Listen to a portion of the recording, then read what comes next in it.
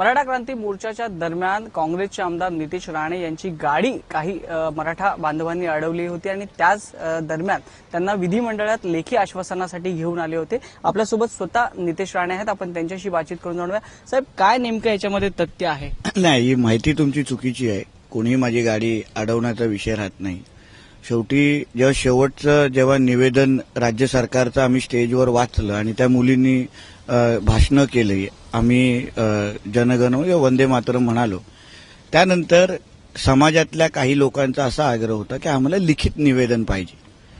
तोपर्यंत जे काही लोक स्टेजवर होते, जे काही मान्यवर काही नेते स्टेजवर होते, ते तोपर्यंत निघून गेलेले। मी तिथे होतो। मी एक समाजाचा बांधव म्हणून, समाजाचा एक घटक म्हणून माझी जबाबदारी आहे की समाजाची जबाबदारी मी घेतली पाहिजे। राज्यातले सगळे लोक तरुण तिथे आलेले, ते लोक एक अपेक्षा ठेवून आलेले, आमच्याकडे आशेने बघतात मराठा समाजाचे प्रतिनिधी म्हणून त्यांना एकटं सोडणं हे मला बरोबर वाटलं नाही।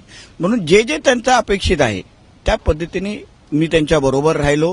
ते बोलले की आपल्याला आझाद मैदान विधानसभा आपल्याला चालत यायचंय। मी त्यांच्यावर चालत आलो आणि मग त्यांना जी अपेक्षा होती किंवा शेवटी कोणीही खाली हात जाता कामा नये हा विषय होता, म्हणून त्यांना जी अपेक्षा होती त्याप्रमाणे मी मुख्यमंत्री साहेबांचे जे विधानसभेचं जे निवेदन होतं त्याच्यावर एक मुख्यमंत्री कार्यालयाचा शिक्का मारून त्यांना ते निवेदन दिलेलं आहे। आज समाजाचा एक नेता म्हणून, त्यांचा प्रतिनिधी म्हणून मी त्यांना न्याय देण्यासाठी त्यांच्याबरोबर शेवटपर्यंत उभा राहिलो। बाकी काही लोक निघून गेले, स्टेजवरून निघून गेले, भाषण करून निघून गेले, पण माझी जबाबदारी होती की जोपर्यंत शेवटपर्यंत दिलेला शब्द होता की शेवटपर्यंत उभं राहणार, तसं मी राहिलो। तर आपण पाहिलं की स्वतः नितेश राणे म्हणतात की मी माझा शब्द पाळलेला आहे। जे मोर्चेकरी बांधव ज्यांची आग्रही मागणी होती लिखित स्वरूपाची, ती देखील त्यांनी पूर्ण केलेली आहे।